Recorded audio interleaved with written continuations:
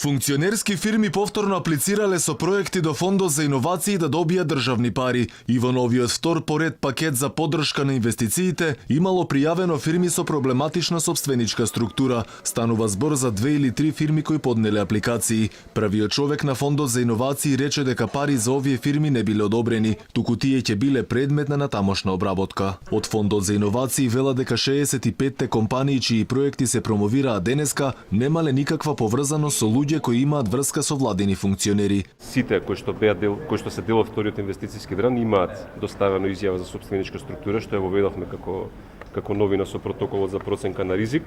Сите овие компании имаат декларирано, односно имаат доставено изјава во која што нема носител на јавна функција во сопственичката структура. Иако владата преку планот за економски развој предвиде 50 милиони евра за 250 фирми, сега ќе им исплати само 35 милиони евра. Сите средства се искористени и ќе бидат исплатени на компаниите.